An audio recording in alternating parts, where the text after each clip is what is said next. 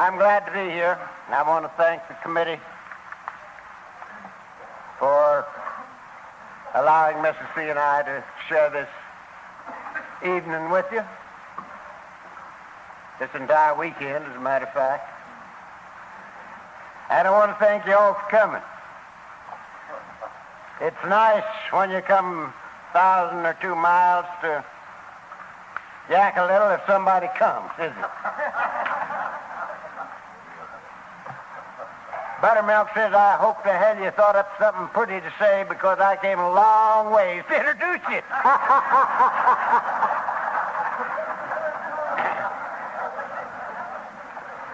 Well, I don't guarantee anything.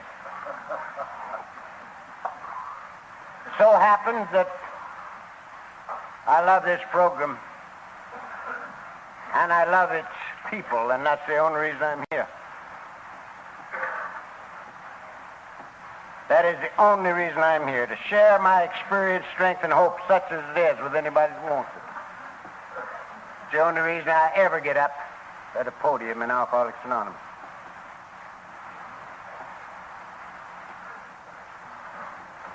I have now some 9,450 days that I would not have had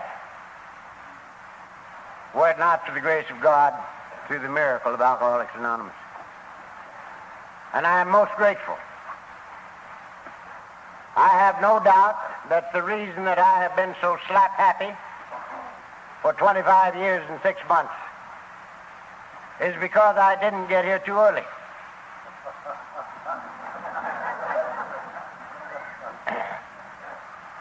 As long as I had choice, I couldn't come to Alcoholics Anonymous. And I didn't come as long as I had choice. My choice was never to come to Alcoholics Anonymous. And I didn't come as long as I could keep from it. But in January 1946, I ran out of everything.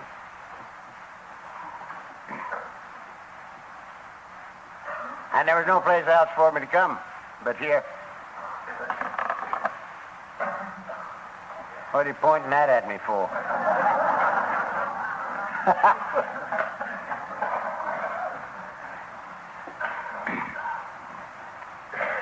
So I'd have one little piece of counsel for all of you who might be a little bit alcoholic and who might be still taking a few sniffers. Be not discouraged. The time will come when there ain't no place else to go.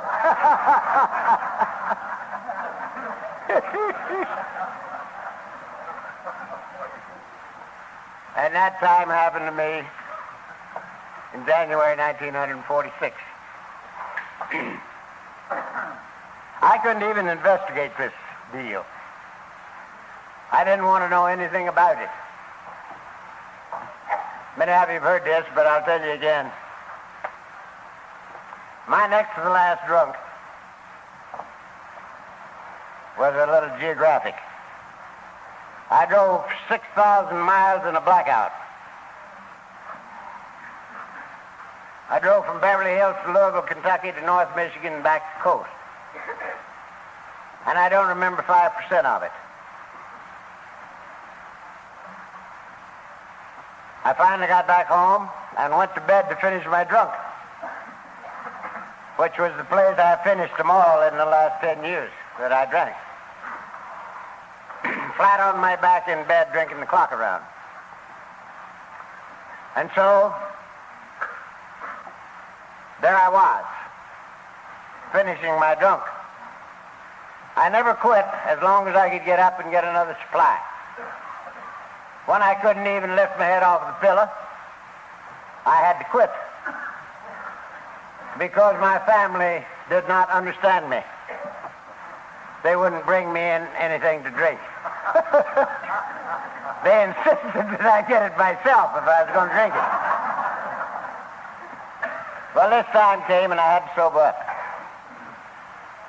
Now, I never knew how to sober up in any other way than to die until I could start living again. In my day, I knew nothing of any easy way to get sober. I never heard of a drying out place or going to the hospital or anything like that to get sober. I just died until I could live. And so the time came when I had to sober up, and maybe it was 24, 36 hours after my last drink that I was able to go to the kitchen to get a glass of buttermilk. Pardon me, sir.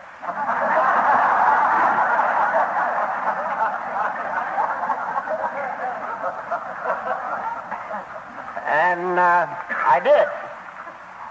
Well, Mrs. C and Dick were sitting in the living room, and they heard me let out a beller and heard me hit the floor. And they came trotting out there expecting to find me in a convulsion, which was my wont. But I wasn't convulsing. I had used up all of my convulsions. And this time I was just lying there doing nothing.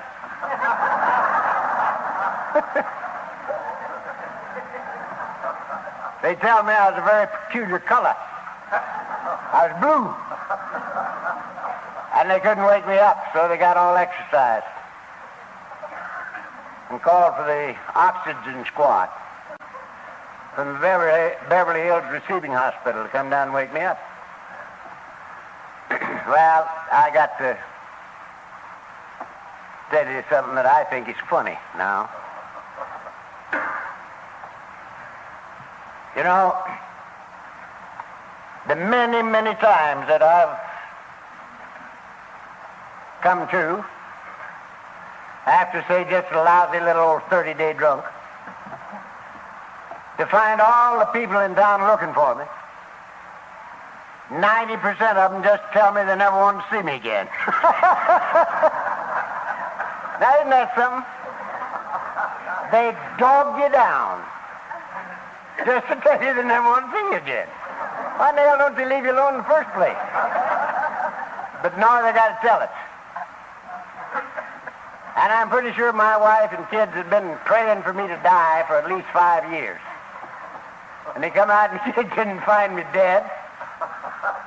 And they get all exercised about it and get the oxygen squad to wake me up. Well, they finally did, I think. And from the time I came to, I remember what happened. There was a young doctor with him, and he was telling me that to all intents and purposes I've been dead.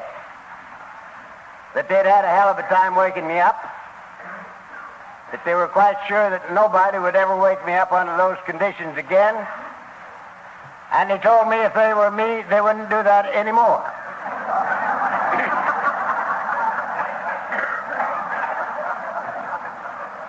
I got the impression they were against it. Well, it might have been another 24, 36 hours when I was able to get the old dirty bathrobe on and start walking up and down the living room floor. Sweating, freezing, shaking, dying, and walking. That's the only way I knew how to sober up. And I was doing just that, and Mrs. C was standing over by the fireplace. We had a corner fireplace in the living room there. And she was standing over there watching me.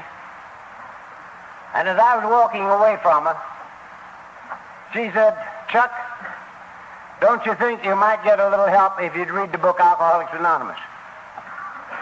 And I turned on her like a lion.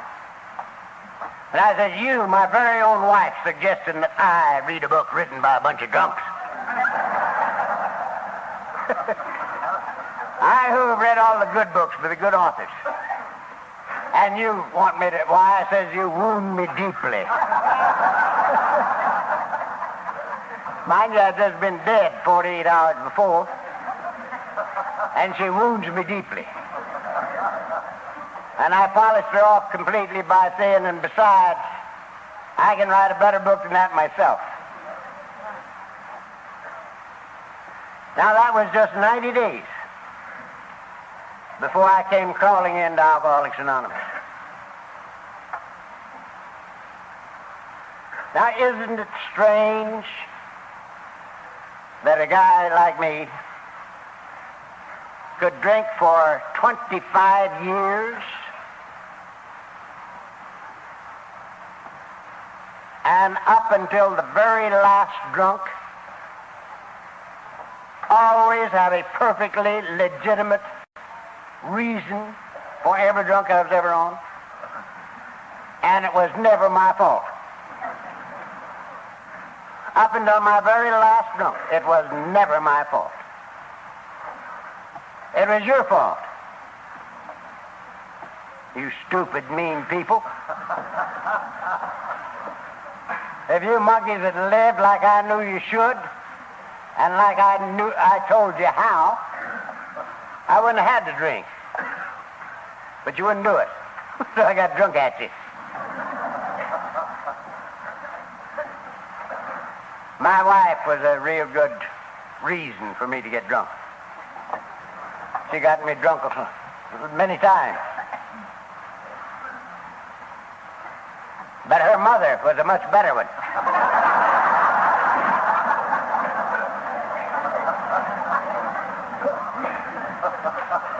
Her mother lasted for 5 years after all the rest of the excuses had burned up. She was a king-size excuse or reason. See, she only had one kid, and I was married to her. And she was living with us, and she had a grandstand seat watching me crucify her only daughter. And she didn't like me very good. And I didn't like her that good. Because, you see, if she hadn't have been there, I wouldn't have had to crucify a daughter. But just in passing, she lived with us for 5 years after I came to the program. And it is remarkably astonishing what this program did for her.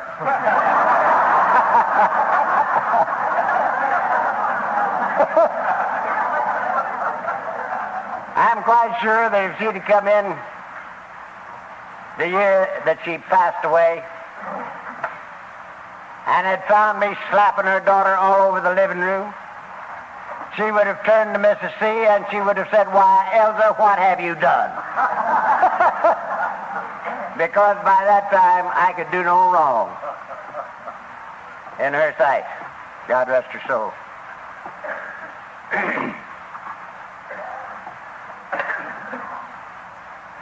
To have been able to drink for 25 years and never to be able to see if there be fault, it's mine. You know? Now that happened to me on my last drunk. I came to see that if there be fault, it's mine. And you know something? I've never had to have a drink since then. Since I said to myself, if there be fault, it's mine, I have never had to take a drink. So I'm very much in accord with our book when it says the first condition for sobriety is to accept ourselves exactly as we are, where we are right now. This is the first condition. You'll find it the first sentence in the second paragraph of chapter 3. We learned that we had to fully concede to our innermost selves that we were alcoholic. This is the first step in recovery. We learned that we had to fully concede to our innermost selves that we were alcoholic. This is the first step in recovery. Now, why is that so necessary? Because we have gotten ourselves caught in a trap that we cannot spring alone.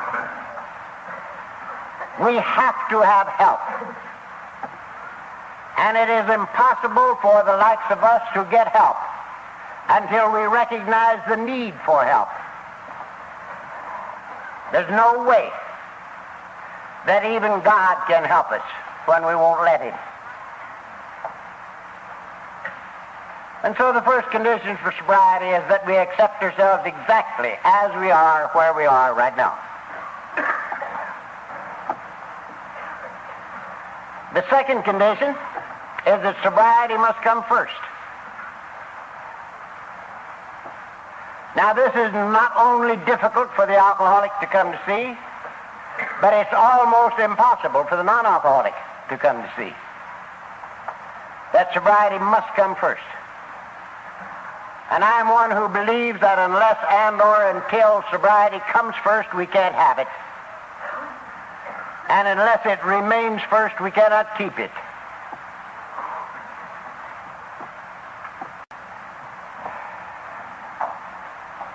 The book says that like this. If you have decided you want what we have and are willing to go to any length to get it, then you're ready to take certain steps. Any length puts it top man on the totem pole.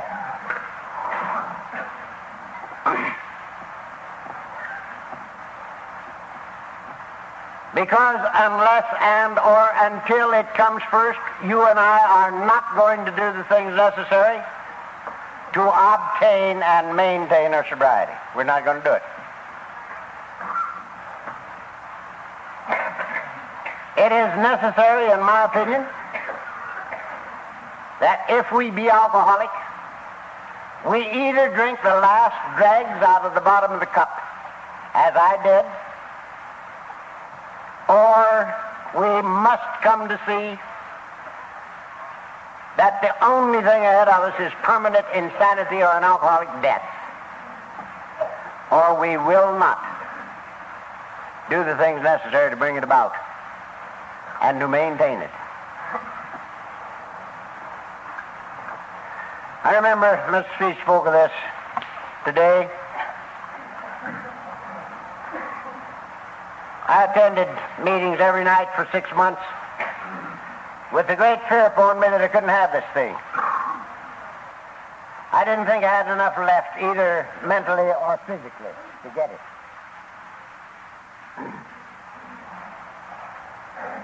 But I wanted it more than life. And so I was in a meeting every night. I never talked to Miss C about this at all, as she said this afternoon, because I wasn't talking to her about much of anything. We were not, at that time, communicating. She was getting rid of me legally. Well, after 6 months of a meeting every night, I woke up to the fact that I was sober and had been for 6 months. And it was then I started talking, and I haven't shut up yet. 20 years ago, 25 years ago. And I haven't shut up yet. So when I discovered this, I came home and I talked to Miss C about the program. Couldn't help it. And as she said, I learned that she'd already read the book 2 or 3 times. And she asked me if I'd take her to a meeting. And I told her I would, and I did. She's been coming with me ever since. Well, it might have been 3 months after that. I suppose that I was 9 or 10 months sober, when I was asked to do the 10-minute spot before the regular speaker at the Beverly Hills group. That was my home group for my first 11 years. And I got up there and talked a little, and I ended up this deal by saying, if it were necessary tonight, for me to go to Tibet in order to maintain what I found here. I would go home, pack my little grip, come through the living room, kiss my wife, and say, honey, it's too bad, I've got to go. Now, I didn't think that was bad. But it wasn't long after we got home until the house was rocking. And I look over, and this lady is practically in convulsions. And I said, why, honey, what's the matter with you? And she said, oh, what you said. She says, for the first time in our lives, we have an opportunity for a little happiness and a little peace and a little joy in this household. And you'd go to Tibet. She says, don't I mean anything to you? Don't the kids mean anything to you? Don't the home mean anything to you? Boo-hoo. So I let her cry a little bit, and when she calmed down a little, I said, well, honey, do I mean anything to you drunk? And she says, no. Do I mean anything to the kids drunk? And she says, no. Do I mean anything to the home drunk? And she says, no. And I said, well, can't you see that this has to be first? And she couldn't. She couldn't.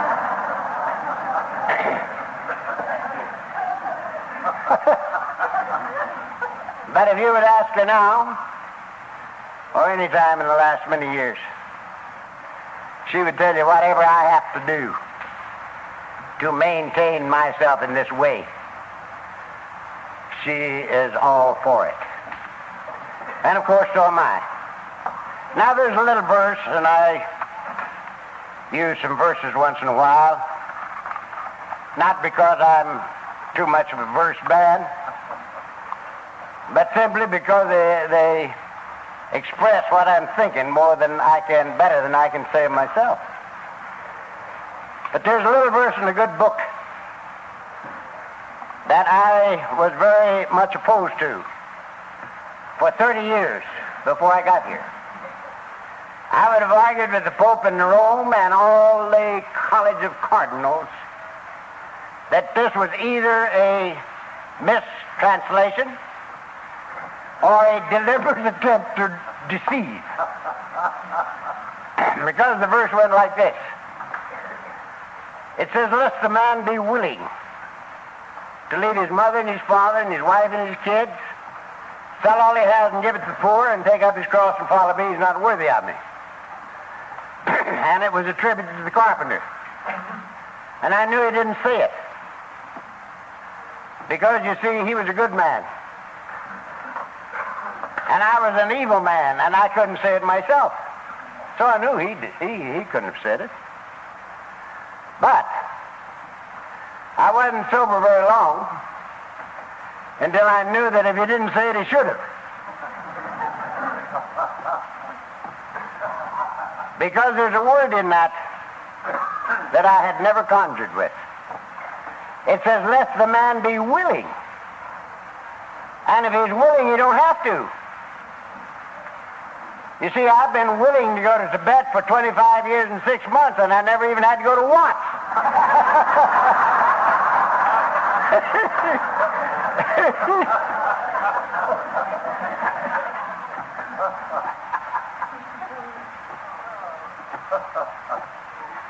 So,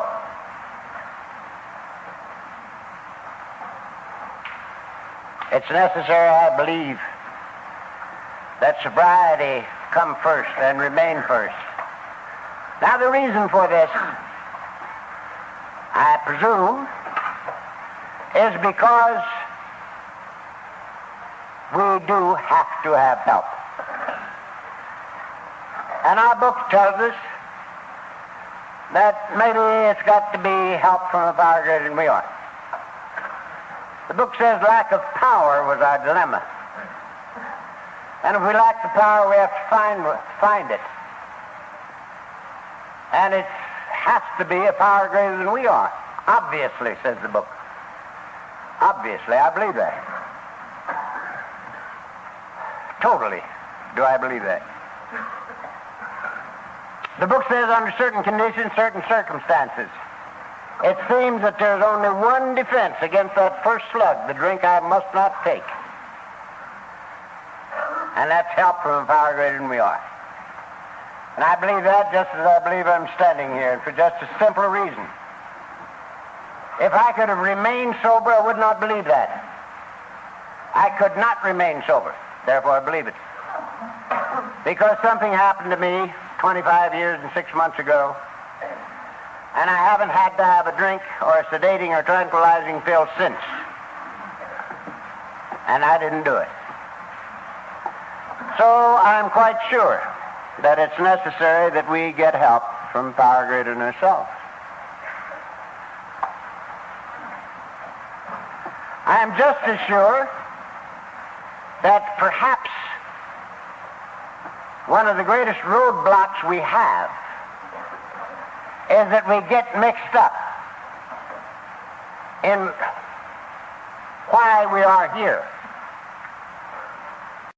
Why we are here. I think some of us get sidetracked into trying to get help from a power greater than ourselves instead of following the directions on the formula. You know? They might read that third step or hear somebody talk about it a little. It says we made a decision to turn our will and our lives over to the care of God as we understood him. And we say, uh-oh, don't understand him, I got to get me another book. I got to get me a tutor. So we get on a tangent trying to get some help from a power greater than we are instead of doing the things the book tells us to do. Because that second condition says, if you've decided you want what we have and are willing to go to any length to get it, then you're ready to take certain steps. And then it says, here are the steps we took. Here are the steps we took, which are suggested as a program of recovery. We're sober. The implication is we're sober. Here are the things we did. If you want this thing, do these things. And of course, the first condition is a twofold admission of defeat. And we're not going to twofold admit that we're defeated unless we have taken the first two conditions, unless we've come to see and to accept ourselves as we are, where we are right now, and unless sobriety is number one on our hit parade. Because it is not alcoholic thinking to admit that we are powerless over alcohol, that our lives have become unmanageable. This is not alcoholic thinking.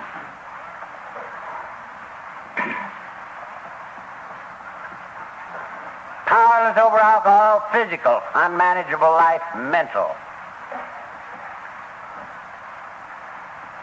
So, it's necessary that we come up to this step, having already taken the first two, accepted the first two conditions. We admitted we were powerless over alcohol, that our lives had become unmanageable. That's about as different from our former thinking and action pattern as you can get. I don't believe there's anybody in this room that ever ran into a bar and says, look, Joe, I'm powerless over alcohol, my life's unmanageable, give me a double, quick.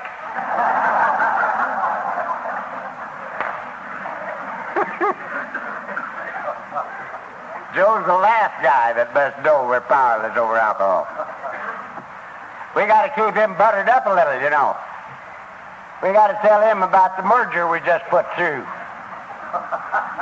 The railroad we just sold. Because after 3 or 4 drinks, we got to discover we forgot our pocketbook. We got to have him in shape. We admitted we were powerless over alcohol, that our lives had become unmanageable. Twofold admission of defeat. And it don't say unmanageable whilst drunk. Many of us read it that way, but that's not what it says. It says that our lives had become unmanageable, period. Stops right there.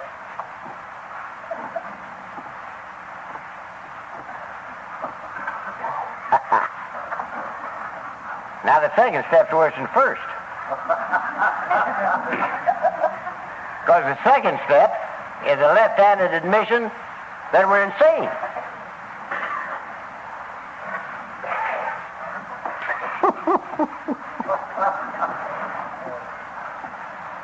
It says, we came to believe that a power greater than ourselves could restore us to sanity. Well, you don't need to restore a sane person to sanity, right? There is an implication here.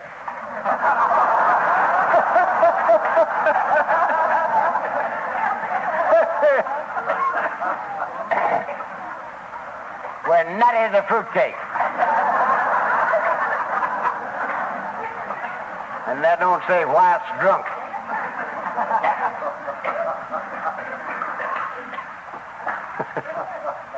Now, that's another one we're not going to admit to Joe, are we? Look, Joe, I'm nuts. No. And the third step's worse than all three of them. All two of them, I mean. Because the third one, you've got to give up the keys.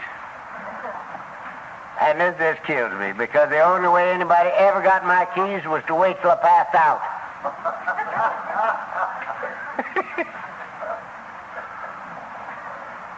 I can jump out of a pub at 3 o'clock in the morning with my wife or yours.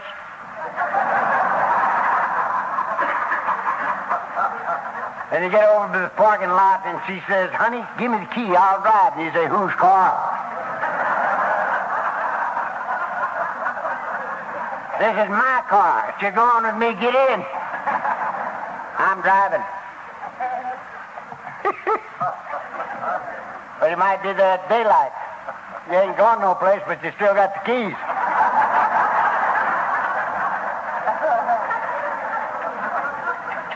Step 3 says you got to give up the keys. You got to get a new driver. We made a decision to turn our will and our lives over to the care of God. This is not alcoholic thinking. It's just exactly like I had walked straight north for 43 years, made a 180-degree turn, and walked south for 25. Life is just that different. And something has to happen to an alkie before these things are possible.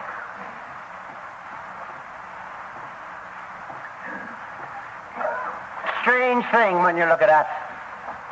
Probably two of the things that we dislike the most are dirt and weakness. And how dirty can you get? And how weak can you get? Don't answer those, because I know exactly. One of the most vital memories I have of my drinking past is how hard I tried to get clean after drunk. Oh, God. Quick as you can walk, you get in the shower and you wear out 2 cakes of soap, trying to get clean, trying to get rid of that stench. And then you go to the barber shop and you get your ears set out and your beard scraped off. And then you put on the nicest clothes you got. We hate dirt. And how dirty can you get?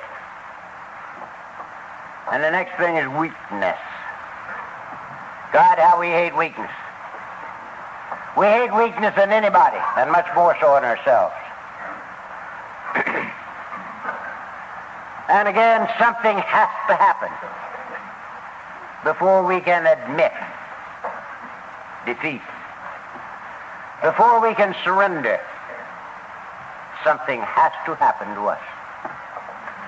If any one of you had called me an alcoholic 30 years ago, and I had gotten up off the floor, I'd have kicked you right in the teeth if I could have seen you. This is something nobody must know, not even me. You see? Something has to happen before these things are possible.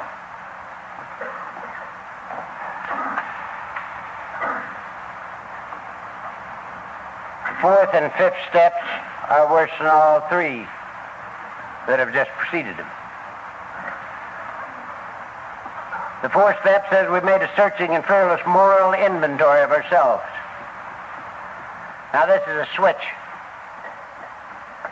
I'm the kind of a guy that had inventoried everybody I ever knew in my entire life, and many people that were just walking by.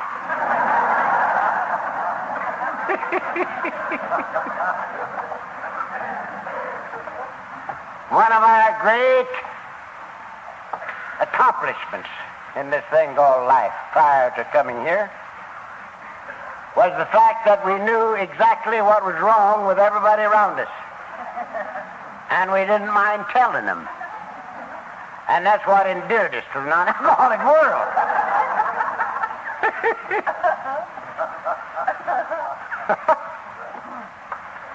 Here I've got to take a searching and fearless moral inventory of me.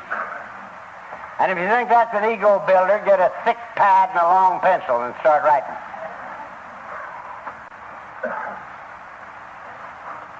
And I'm one who thinks that it's real good to write it. Write it down. We made a searching and fearless moral inventory of ourselves, and having made it, then we have to share it.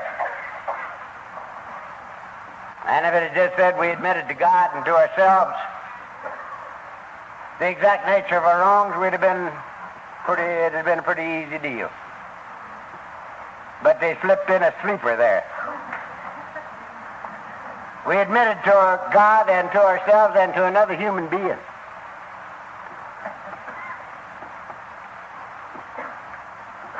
Probably the toughest thing you and I will ever have to do in our entire lifetime is that to another human being.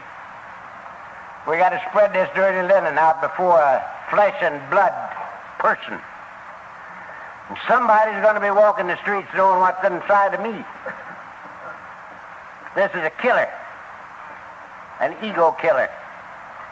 And that's why it's there, to surrender us at depth. To surrender us at depth.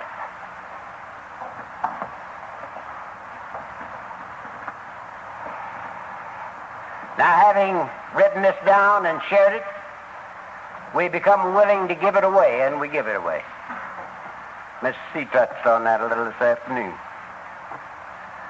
And it's something I love to spend just a minute on, because many of my people continuously try to pull these old chestnuts out of the fire and beat themselves to death with them.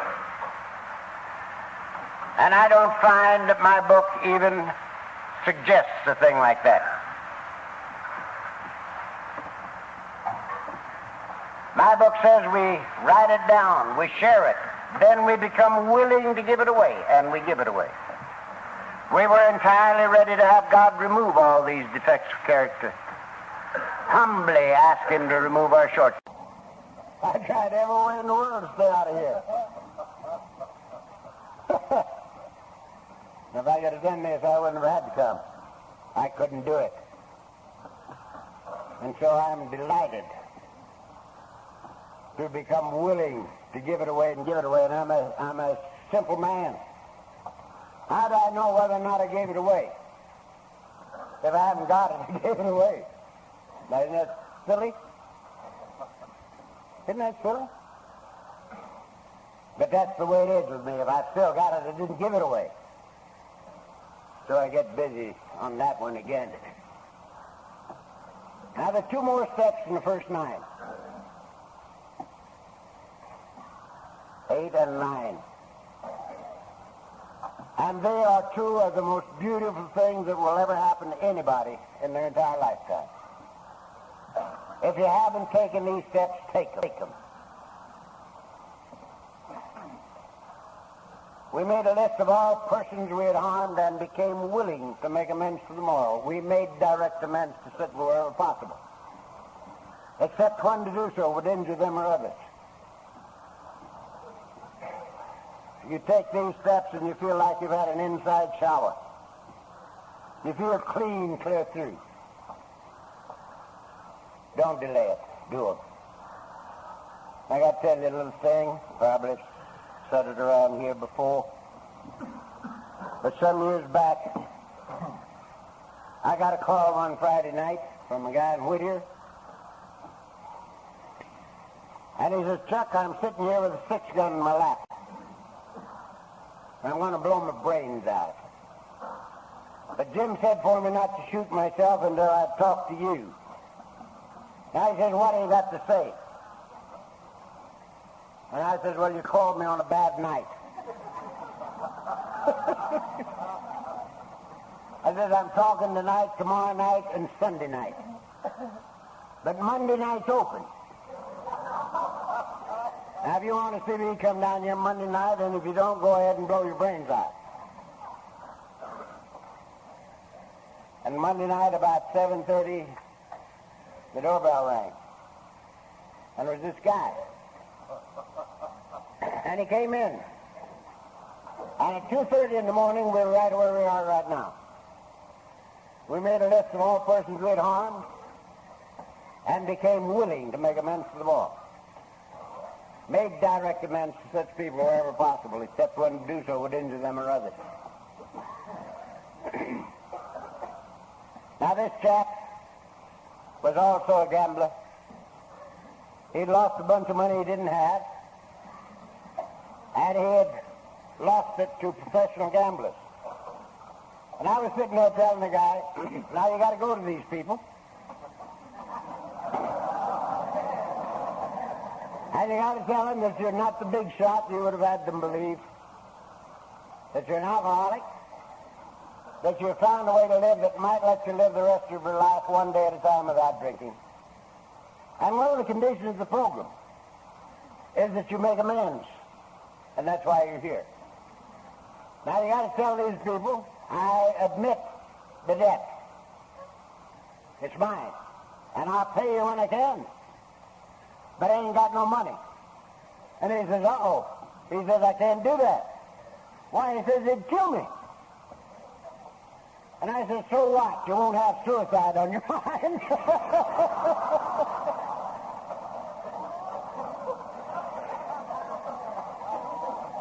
And the old boy started laughing. And he's still laughing. And he's walking the streets. A free man. And he don't owe anybody anything. What a deal it is to get rid of that burden. With 8 and 9. Now we got 3 more steps.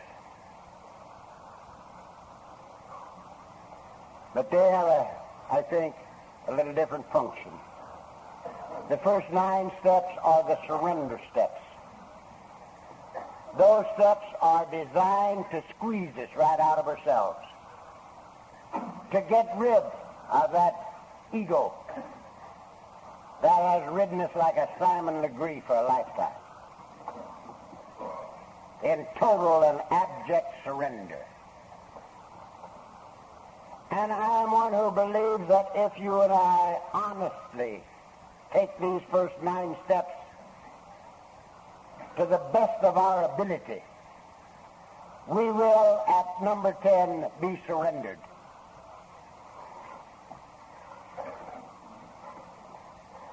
I don't think it's possible for us to go through this honestly and not be surrendered. And we stay surrendered with 10. we continued to take personal inventory, and when we're wrong, promptly admitted it. This does not mean that we go back and redo steps 4 and 5 in my book.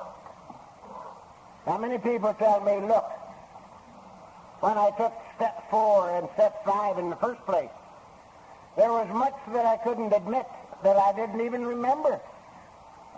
And so I got to do it over. I don't believe this. I think that anybody that takes step 5 twice is bragging.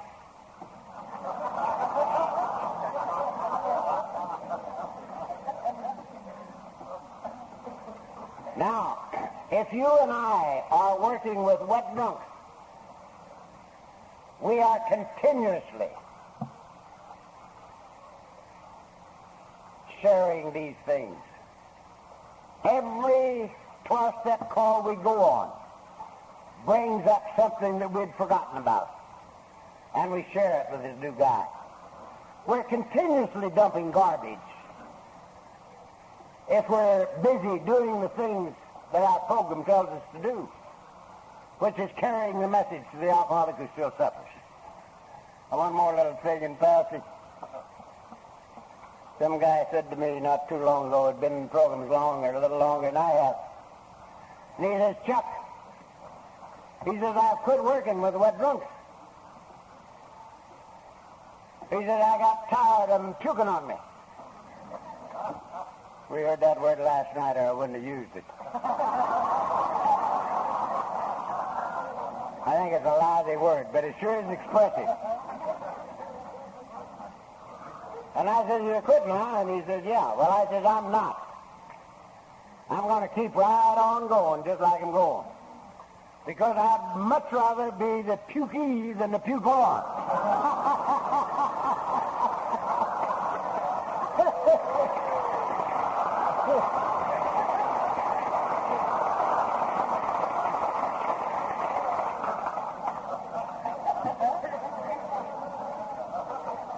Then every once in a while, some guy tells me, he says, you've been sober 25 years. How do you know how a drunk feels? You've lost touch. I said, that's so. You can't lose touch when you're working with wet drunks.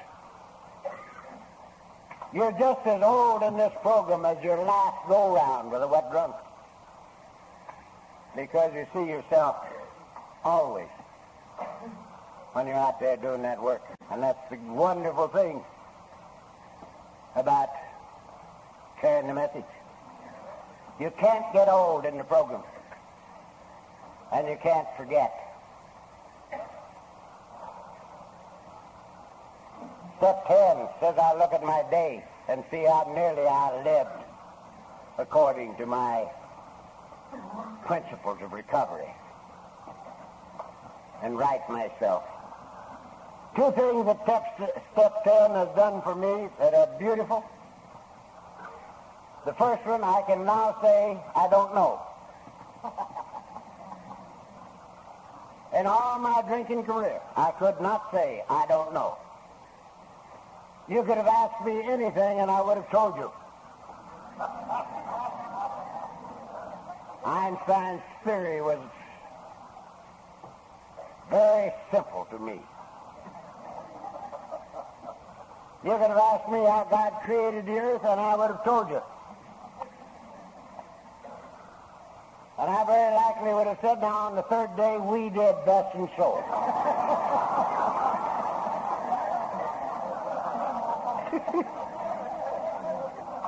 I could not say I don't know. And now I can say I don't know. And now I last 25 years in business. I could say I don't know. But if it was important, I would say to my people, I'll find out. Tomorrow I'll know. But today I don't know. And it's beautiful. How easy it is, so I don't know. And the next thing is, I was wrong.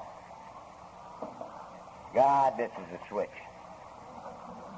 You saw that lady up here talking this afternoon? She mentioned the fact, I believe, that we'd been working in double harness for 46 years. And I catch myself saying to her, well, honey, I was wrong.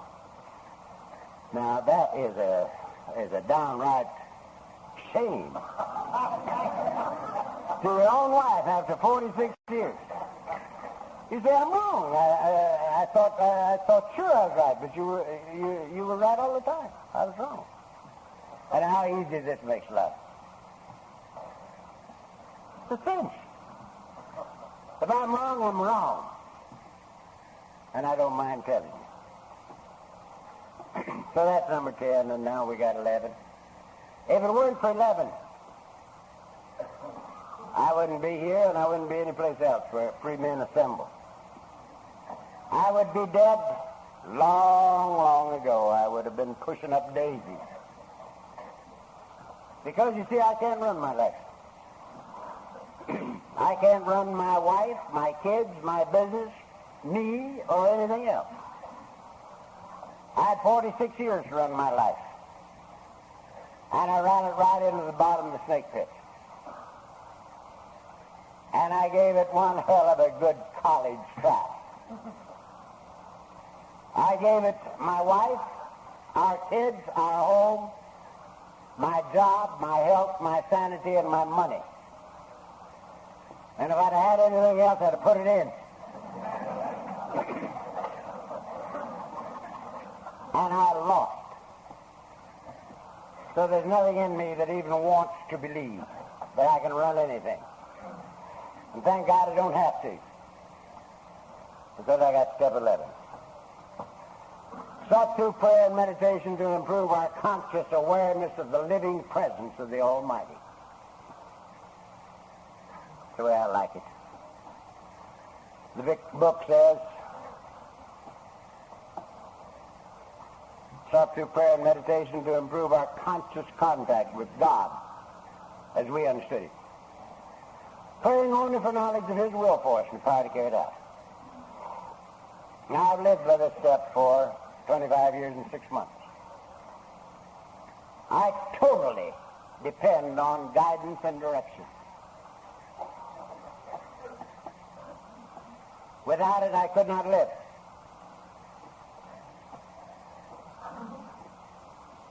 And how easy it is when we depend on guidance and direction. How easy it is. And I have a little simple deal on this, too. I get up in the morning and I say, look, Dad, I'm reporting for duty. Now I'm going to move it around. I'm going to do the best I can with what I got today. And all I want out of you is a little guidance and direction to try to carry it out. Sure, thank you. And I go about my business. Doing what's indicated. Totally by ear. You play everything by ear because you can't build a roof over your head and get guidance and direction. So, you play it by ear, expecting guidance and direction, and I get it. You might say, how do you know? I got the best reason that I can imagine. I never had it so good. Pretty good, isn't it? Never had it so good. This is the only easy life I ever knew, the only good life that's ever been mine in 69 years of life. And that's a pretty good indicator. I love step 11, and I live by it. Now we got one more. Having had a spiritual awakening as the result of these steps. And there's an implication here, too. I don't believe that it's quite cricket to believe that I can have a spiritual awakening as the result of 11 steps that I ain't took.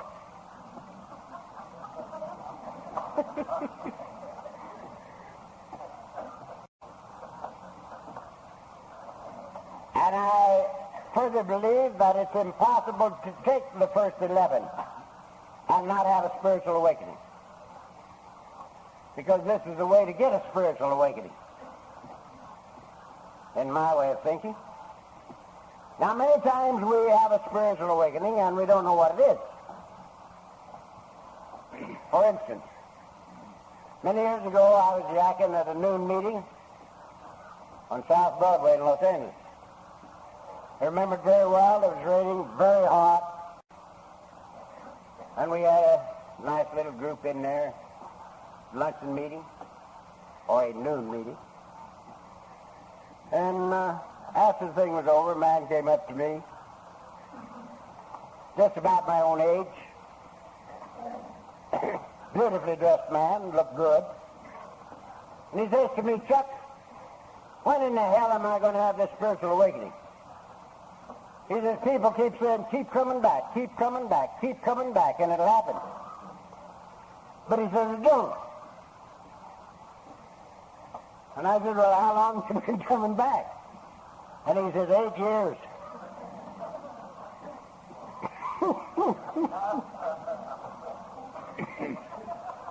And he looked real good, you know. And I said to him, well, I've had any trouble with drinking in this 8 years? He said, no, I haven't had a drink since my first meeting. Oh, I said, you haven't had a drink since your first meeting? And he says, no. And seeing how good he was looking and how well he was dressed, I said, well, what else has happened to you? And he started reeling them off. And everything good had happened to that old boy. The only thing he hadn't done, he hadn't shot a horse.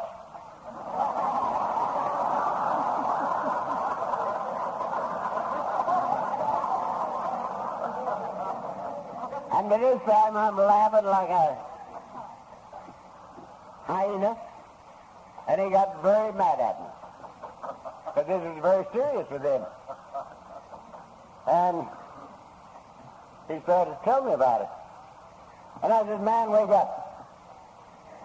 Could you stay sober before you came here? And he said, no. He said, if I could have, I wouldn't have come. But you came and you haven't had to have a drink since your first meeting. And he says, yes. And I said, did all these things happen to you? These good things happen to you before you came here? No. But you came here and all these good things have happened in your life. He says, yes. I said, man, you've had it for 8 years. All you got to do is to see from whence it came now and start thanking God with every breath you draw. And you'll be home free. See, so many of us think a spiritual awakening is something mysterious or ethereal or something that might light on us or might miss us. You know?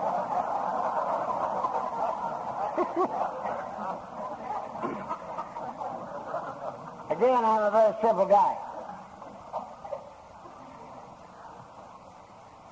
I think spiritual things are good things. What about eating? Now, many of you say, oh, that's a very physical thing. You get hungry and you eat.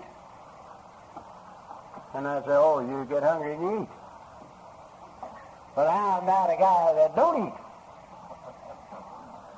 You're looking at a guy that has gone for 2 weeks trying to get to a chili joint at the exact second when I could swallow.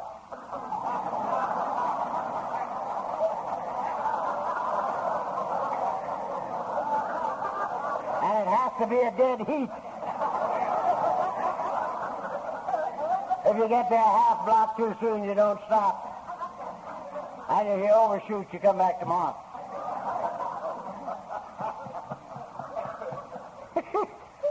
One of the great experiences of my life. I went to talk in San Fernando, a little old town out in the north end of the San Fernando Valley, many years back. And the old boy got up here. He, I think, was one of Buttermilk's relatives. And he got up here at this podium and he says, I came here. First he said his name. And he says, I came here in a $14 suit with $35 worth of chili down the front of it.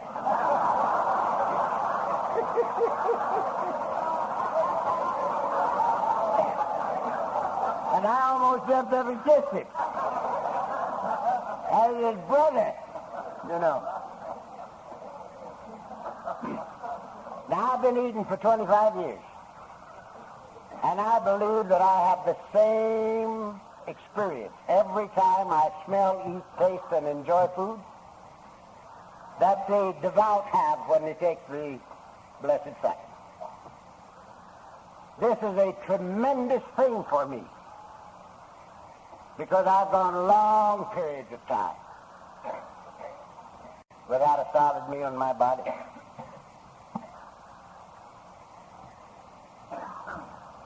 What about sleeping?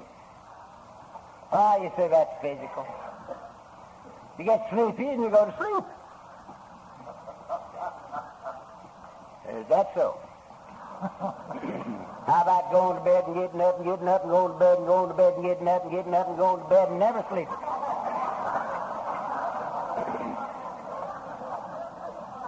And every joint's coming unglued. You're dying. And you yell out in total despair, God, please, let me sleep for 20 minutes. Just 20 minutes. And there's no sleep. Oh, what a deal to lie down and go to sleep. This is very spiritual to me because it's good living. It's good living. What about people? I came here without a people in the world.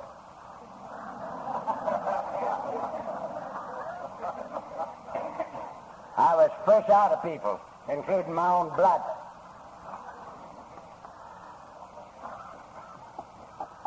Nobody left but me, and I hated my inside. And now I got one of the biggest families on the face of the earth. I got people all over this globe who love me and share with me. And people whom I love and with whom I share. And this is the difference between a full and an empty life. And particularly is it beautiful when you come to see that God is people. What a thing this is. And how richly blessed am I who came here with nobody and have all of you.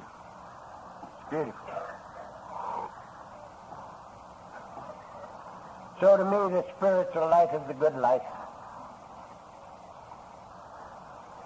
And again, I think it's impossible for you and me to honestly take the first 11 steps and not have a spiritual awakening, even though we don't know what to call it. Having had a spiritual awakening as the result of these steps, we tried to carry this message to alcoholics and to practice these principles in all of our affairs. Now, this gives me a lifetime job. I've got it spelled out for a lifetime to carry this message to other alcoholics and to practice these principles in all of my affairs. And this is all I've done for 25 years and 6 months. This has been my life for 25 years and 6 months. And it's fantastic. What an amazingly wonderful thing it is that by doing the thing, we learn that St. Francis knew what he was talking about when he said, for it is in giving that we receive. For it is in giving that we receive. And we never know it until we do it. Now, how long have I been up here? How long is that? Huh? What turning? 29. 29. Oh, what? Well, I got all evening. I'm just getting underway. Is that guy lying to me? No, that's right. That's right. It's quarter to something. The hour has. It's quarter to something, yeah. Well, I'm going to talk till something.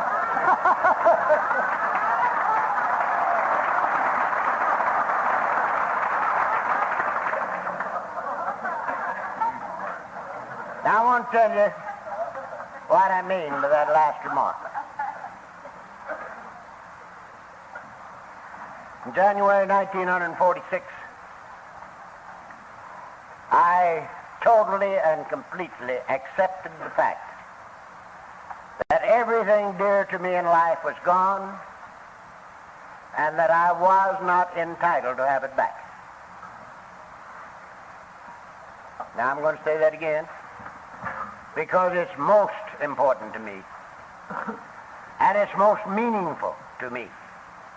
I totally and completely accepted the fact that everything dear to me in life was gone and that I was not entitled to have it back, including my own wife and our own kids and my job and my health and everything else. And it became very necessary that I be sober till I died. Not because I wanted sobriety for me, because I didn't want anything for me. My life was over. I knew I was going to die. I'd come that close to it the time before when the oxygen squad brought me back. So I knew I was going to die, and I didn't care. But I didn't want to die with the record. I didn't want my wife and the kids to remember me as nothing but a tongue-chewing, babbling idiot drunk.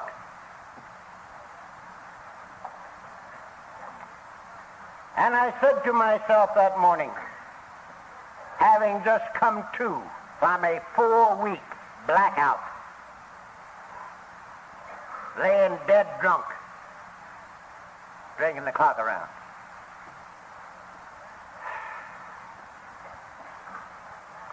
And having seen myself as I was, I said to myself, if I ever live to get out of this bed, I will find Alcoholics Anonymous.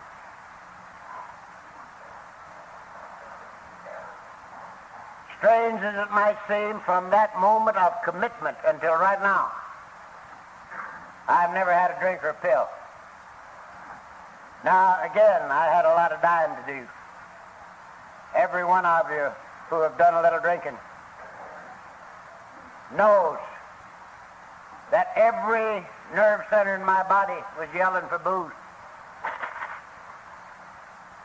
They say there are a few billion of them. But everything in me was, how long can I live without a drink? And for some reason, I didn't have to take one, although I had to die and die and die. Many times in the past, my mind had come and gone in a withdrawal period, like turning the light on and off. But this time it went and it didn't come. And I would sit there for days, seemingly, knowing that the cord was broken. This time I'd never be sane again. I was just going to remain insane until I died. But again, for some reason, I didn't have to drink. And I eventually started getting better. And I went out and found this program.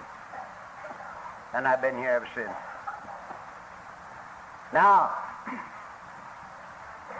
knowing that my wife and children were gone and should be gone, and that I wasn't entitled to have them back, I never made any attempt to get them back.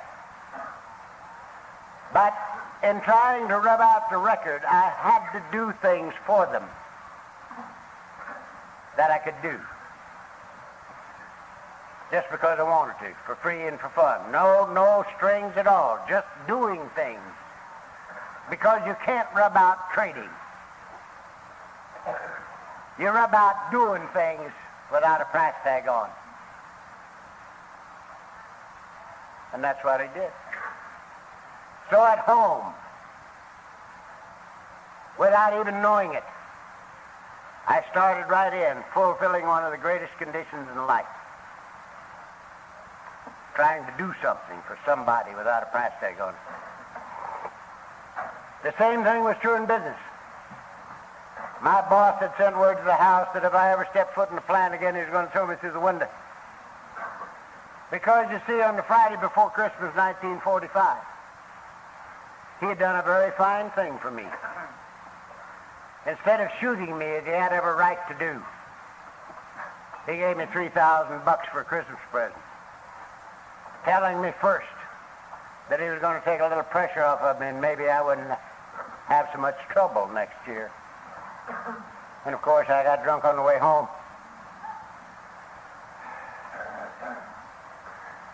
The one thing that's worse for an alcoholic than bad fortune is good fortune. And I never showed up till last of January. And the old boy missed me.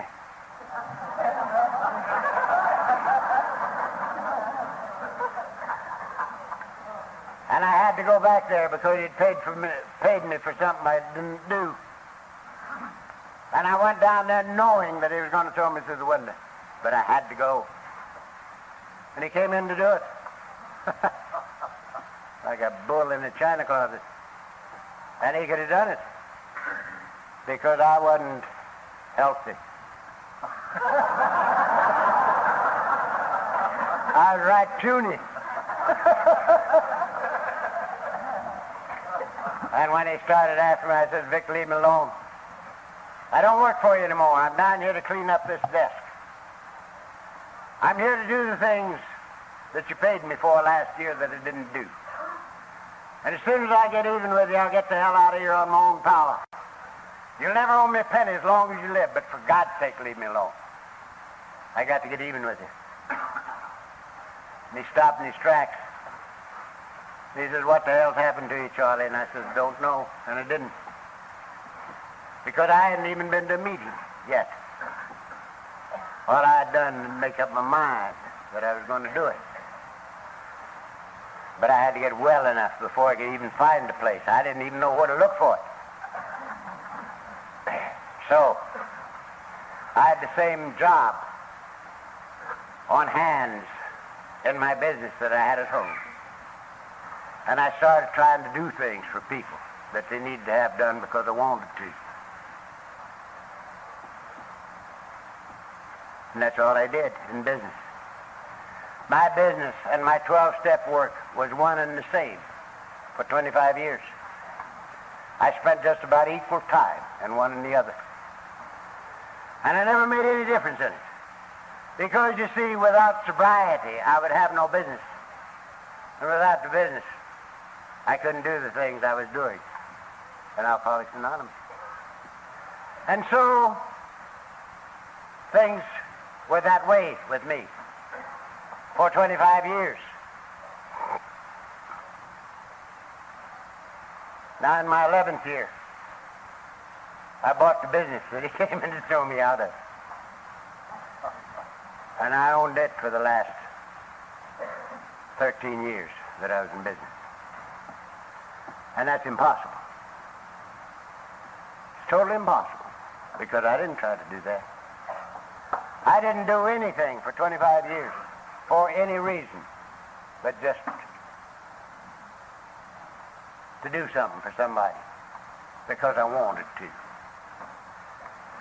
It was an amazing thing because things happen to me that can't happen.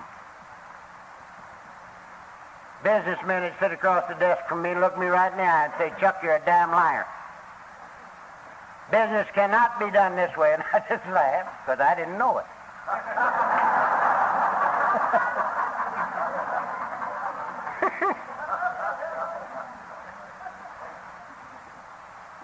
Now, a year ago, last October, I sold out. And if I don't live too long, I'll never be hungry again. And that's impossible. But it's the way it is. Now, in closing, I am totally convinced, after 25 years and 6 months, that the first 2 words of the Lord's Prayer mean exactly what they say. From the top of my longest hair to the soles of my feet, I believe that the first 2 words of the Lord's Prayer mean exactly what they say. Our Father. You remember when they said to the carpenter, Master, teach us to pray. He didn't say, well, get yourself a red rug and point it east and say abba-dabba a few times, and my Father and I might help you a little. They said, Master, teach us to pray. And he says, after this manner pray ye. Our Father. His Father, your Father, and mine. Now, if God is our Father, we're his kids. And this is the most meaningful thing that could happen to anybody, if it be true. And I totally believe that it's true.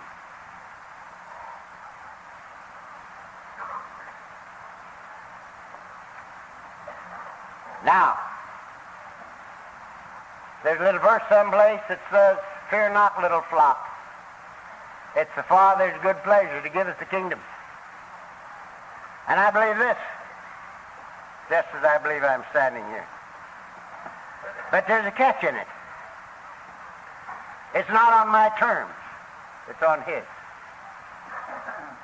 And again, his terms are so simple that the world don't know anything about them. His terms are that I go about his business, that I act like his kid, that I help his children do things they need to have done because I want to. That's the terms. How do I know? Because that's all I've done for 25 years and 6 months. And again, I never had it so good. I never had it so good. I didn't come here to find all these things. I came here for sobriety. The first discovery was after 6 months that I was sober, and had been for 6 months. The second was that something had happened in the household. Now these are discoveries, and discoveries. And medically speaking, it's incurable.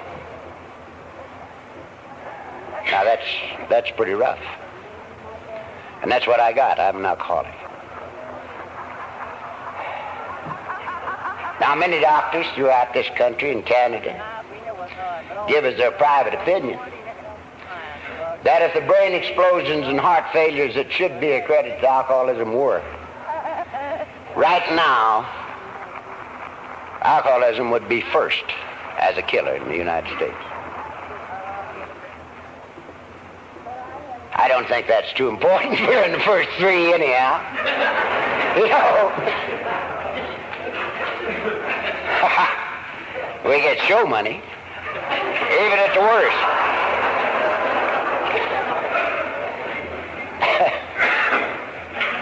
And I think it's very significant because we would have to have one of the worst diseases.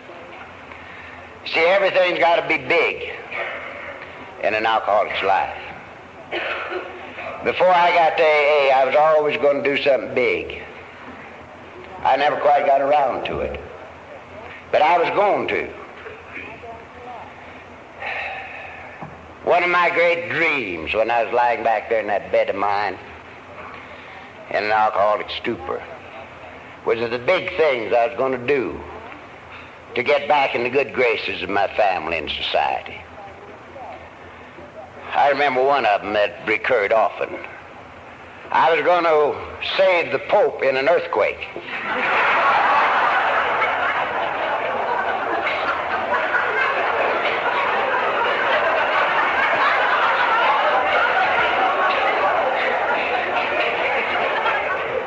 Now, I'm not even a Catholic. Catholic, and I doubt if he'd let me save him anyway.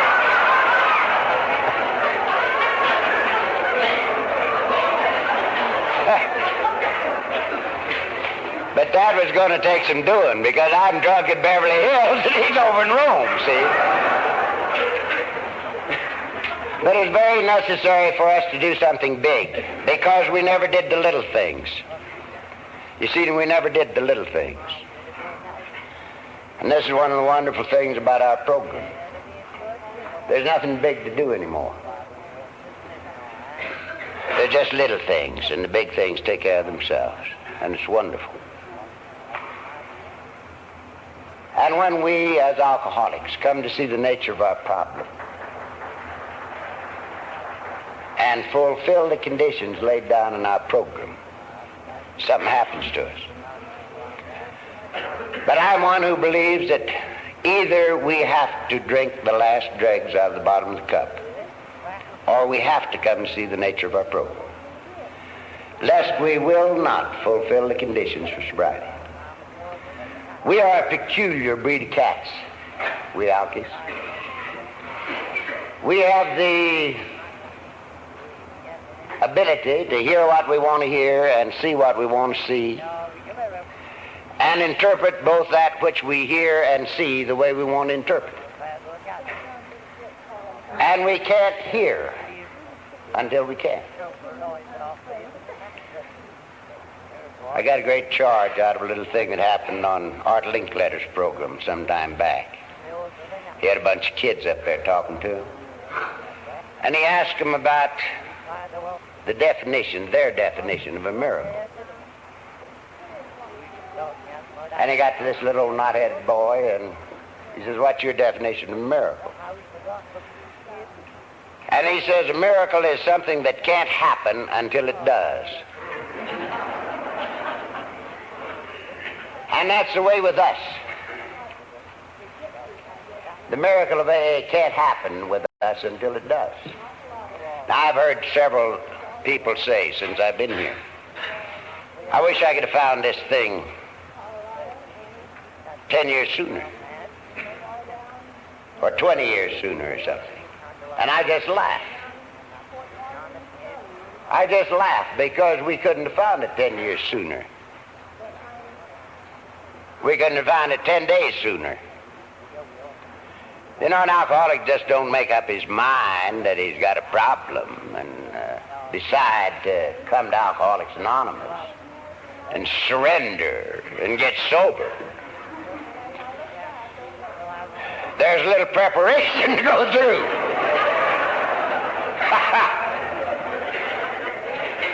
We got to get ready. And how long it takes, and what it takes. And until we can hear, we can't hear. Now, I agree with the medical definition of the disease of alcoholism, that it is a disease of a twofold nature, an allergy of the body coupled with an obsession of the mind. I go along with this. I am condemned by the obsessions of the mind to drink liquor, and I am condemned by the allergy of the body to die if I do. I know this because I spent 10 hot years in hell trying to prove that wasn't true. And I proved to my complete and total satisfaction that it is. So I agree. I also agree that once an alcoholic, always an alcoholic. Medical science says that there's never been a case in history where anybody like me ever went back to normal drinking. I agree with this. Once an alcoholic, always an alcoholic. I agree that the physical part of the disease gets worse with the passage of time, even during long extended periods of total abstinence. I know that I'm 18 years and 7 months worse off so far as successfully drinking liquor is concerned than I was when I got here. And just between us, I wasn't in what would be diagnosed as robust health when I got here.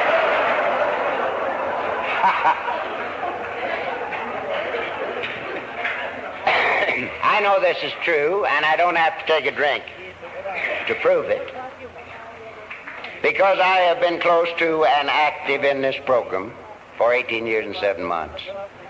And when you're close to and active then, you don't have to take the drink to see if the physical part of the disease gets worse, because your friends are forever doing it for you. You know?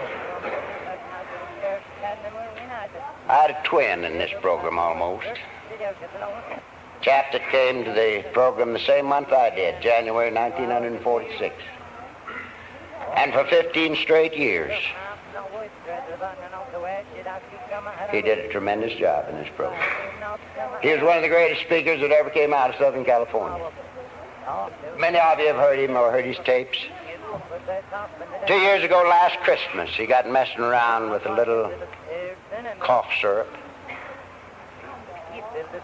codeine and alcohol. And the next thing you know, he was drinking a little, and the next thing you knew, we had to bury him. He didn't last 60 days after his first drink, after 15 straight years of total abstinence. So, you see, the physical side of the disease gets worse with the passage of time, even during long, extended periods of total abstinence. And to date, there is nothing that can be done about the physical part of the disease. If we had all the money in the state of Colorado, it wouldn't be enough to send me someplace to have my body made over so I could successfully drink. All of this I am fully aware of. Now, if seeing the physical side of the disease, you and I could decide to quit drinking and could do it, we wouldn't have a problem. We simply wouldn't have a problem. It's easy for us to see the physical side of the disease, that one drink is too many and 1,000 is not enough, after it's explained to us.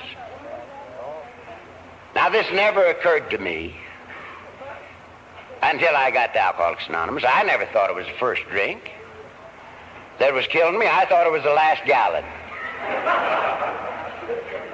For 10 years, I was trying to find a way to shut it off before the trouble started.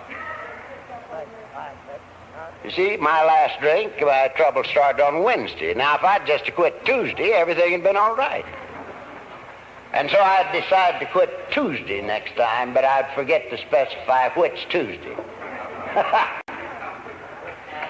But when I got here and you told me it was the first slug, I could see it very plainly. It's not that we alkies get drunk every time we take a drink. Particularly, this is not true with the periodic. We don't get drunk every time we take a drink. We get real cute about this thing. We come off of drunk, and if you're like me and didn't know there was an easy way to sober up, you just died until you could live. Shook your liver out, walked up and down the living room floor, sweating, shaking, freezing, and dying until you could get well. And then you'd go into a real good build-up process. You'd eat a lot of vitamins, sleep well, drink a lot of milk, exercise, get real strong, and then you'd start to analyze. You'd take that last drunk apart, see where you made your mistakes, decide not to do it that way anymore, and then you'd start sampling. And you'd sample your way right on back to bed, you see. But not quickly. Take quite a little time, because we got real cute about it. We'd experiment for a few weeks. So it isn't that we get drunk every time we take a drink. It's that we get drunk every time we take a drink before we quit taking a drink. You see? Always. It's just a question of time between the first slug and the drunk. And if seeing this we could decide to quit drinking and quit, we wouldn't have a problem in the world. We just say to ourselves, all right, the stuff isn't doing for me what it used to do. I can't get there anymore. I can get close, but I either go through or fall back. And so I'm not getting any fun out of it. There's nothing in it but trouble. And besides, it's getting so it hurts too bad to sober up. So I'll just cork up the bottle and put it on the shelf and leave it. Now, if we could do that, we wouldn't have a problem in the world. We'd do it. But we can't. Why? Because of the other half of the disease, the obsessions of the mind that cause us to drink. The obsessions of the mind that cause us to drink. The reason you never hear anything about willpower or backbone or standing up and being a man in Alcoholics Anonymous is that we know it's just as silly for an alkie to decide to quit drinking as it is for a tubercular to decide to quit coughing. The only way a tubercular can get rid of the cough is to get rid of its cause, tuberculosis.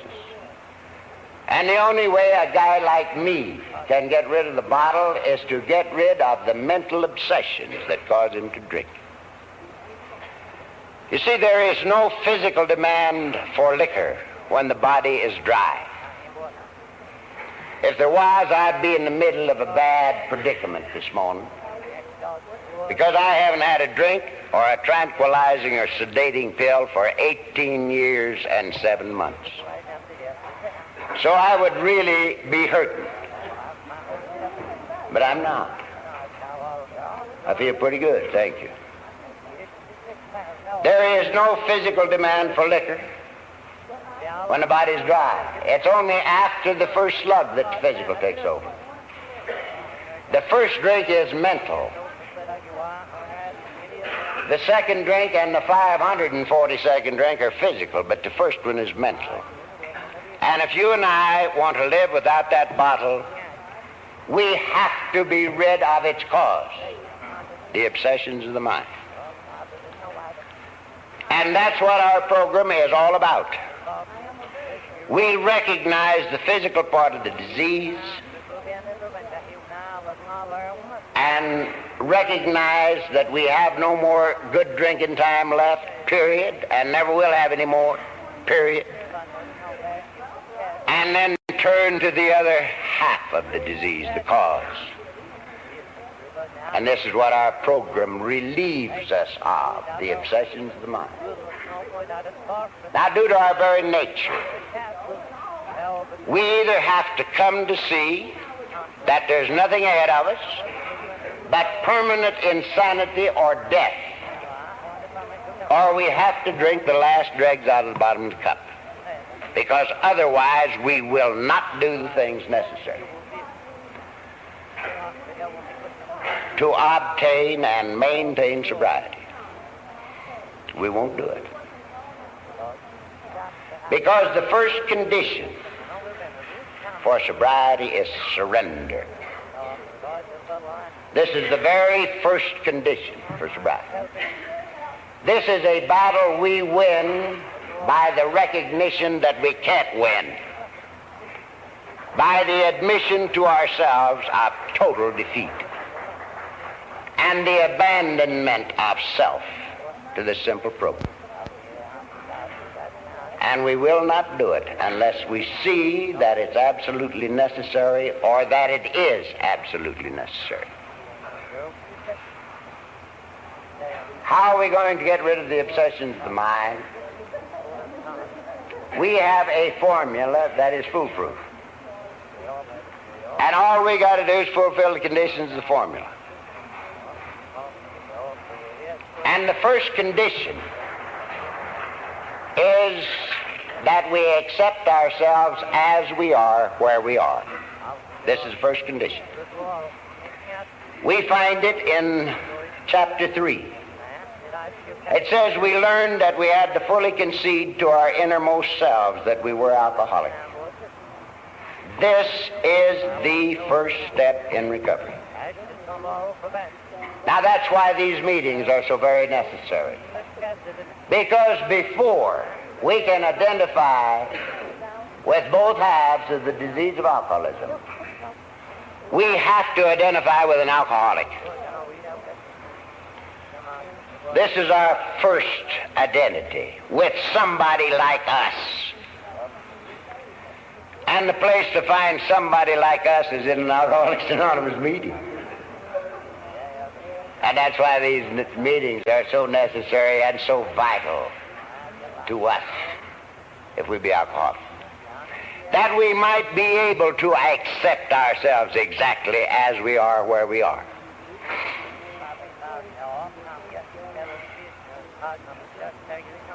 You know, until I completely and totally ran out of everything, including choice, it was never my fault that I drank. It was your fault. If you stupid people had have lived like I knew you should, and like I told you how, because I knew how you should live, and I told you. And if you just had performed like I thought you ought to, I wouldn't have had to drink. But you wouldn't do it, and so I got drunk at you.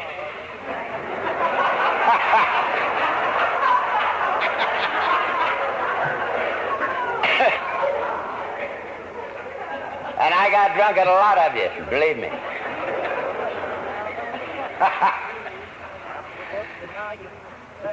That gal that you heard talking, some of you yesterday afternoon, I used to get drunk at her an awful lot because she didn't perform like I knew she should. My boss, it was perfectly clear to me that I had all the brains in the organization. And he had all the money and was trying to tell me what to do. I got drunk at him. But my last and best excuse was my wife's mother. There was a king-size excuse, believe me. We had a mutual hating society that was beautiful to behold. You see, she only had one kid, and I was married to her, and she was living with us, and she had a grandstand seat watching me crucify her only daughter, and she didn't like me very good, and I didn't like her that good.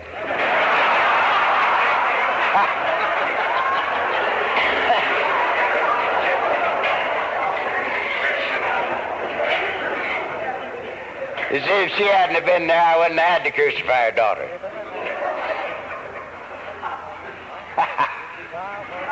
It was never my fault until I ran out of time. And from the day that I came to see that if there be fault, it is mine, from that moment until right now, I have never had to take a drink of liquor or a sedating or tranquilizing pill. And it happened to me in the middle of the worst drunk that I'd ever been on. And I had nothing in my body but liquor. Nothing. But I woke up with a little period of sanity, and I saw me as I was, and accepted me as I was. And although I had a lot of dying to do after that, I haven't had any more drinking to do, or pilling to do. It's one of the greatest days in the life of any individual when he can and does accept himself as he is and starts going from there. The second condition we find in chapter 3. Chapter 5, it says, if you have decided you want what we have and are willing to go to any length to get it, then you're ready to take certain steps. Now this means to me that sobriety has to be number one if we be alcoholic. It has to be tops on our hit parade. And I am convinced clear through from top to bottom that the very minute that anything gets more important to an alcoholic than his sobriety, he is on thin ice. I don't think the time can ever come with us when anything gets between us and our program and our God, lest we be on thin ice.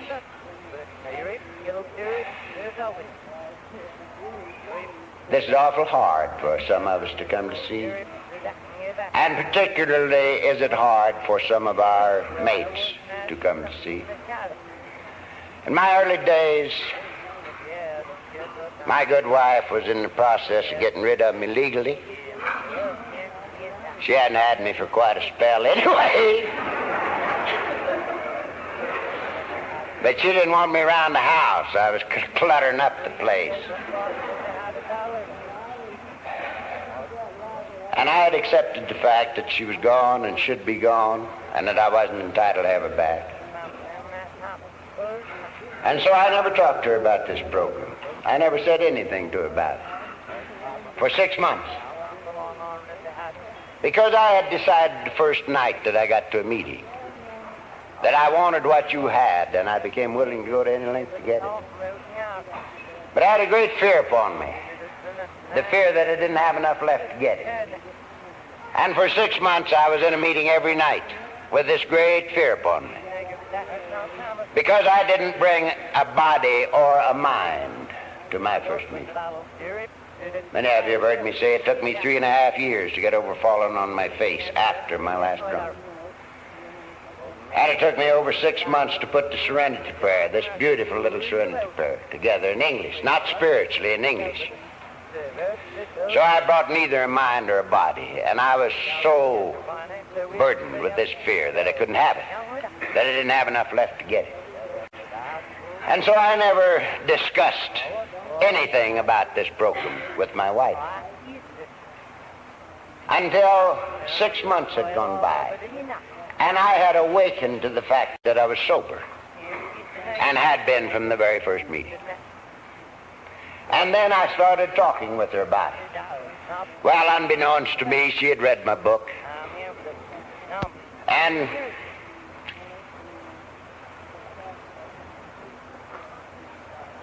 she wanted to go with me. And I took her. And she's been going with me ever since. But after 3 or 4 months, I was asked to say a few words in my own group. And I got up and talked a little, and I said, now, if it was necessary tonight for me to go to Tibet to maintain what I have found here, I would go home, pack my grip, come through the living room, kiss my wife, and say, honey, it's too bad, but I've got to go. Well, we got home. Pretty soon I had noticed that the house was shaking. And I look over and she's bawling her eyes out. And I said, why, honey, what's the matter? And she says, oh, what you said.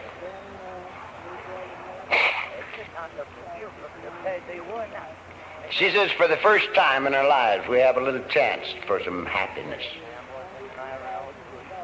for a little joy and a little peace around this house. And you'd go to Tibet.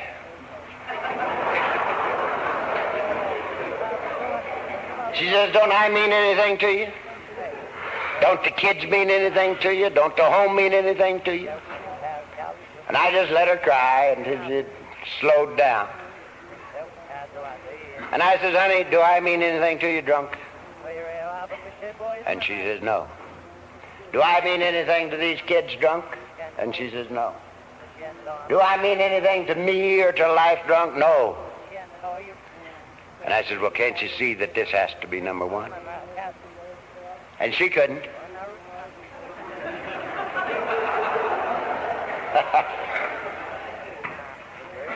But you heard her say yesterday that if it were necessary for us to go through this 10 years of hell to find what we had found, that she was glad that it happened. And she's a non-alcoholic. And she would tell you, if you ask her, that anything that I feel that's necessary to maintain myself in this way, she okays, regardless of what it is. We must come to see that this is number one and must remain so. If you have decided you want what we have and are willing to go to any length to get it, then you're ready to take certain steps. And then it says, here are the steps we took. And this is one of the most significant programs in our book. I mean, one of the most significant lines in our book. Here are the steps we took. T-O-O-K, took.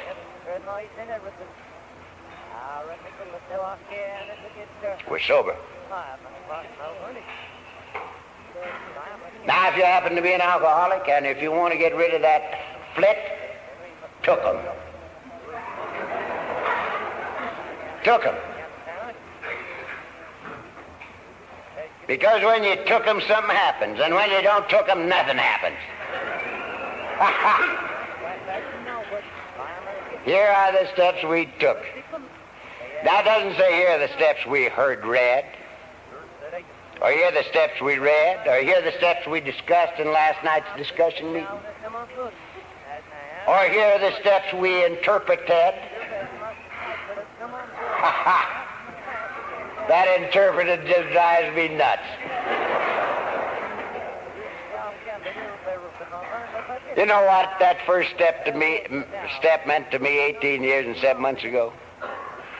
We admitted we were powerless over alcohol, that our lives had become unmanageable. Do you know what it means to me this morning, 18 years and 7 months later? We admitted that we were powerless over alcohol, that our lives had become unmanageable. That's all. I'd like to hear some bright boy or girl jump up and interpret that.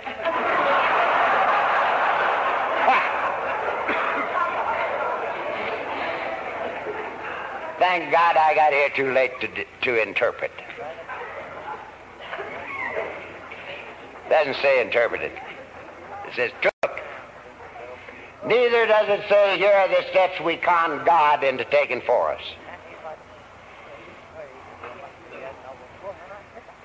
God has everything to do with our program. He is the author of it and the father of our miracle. But this isn't one of the things. Here are the steps I take, myself, personally, applying to my very own life. And I haven't had to drink anymore. Now, this is the formula. This is the simplicity of our program, and this is the only thing that's wrong with our program. It is that simple.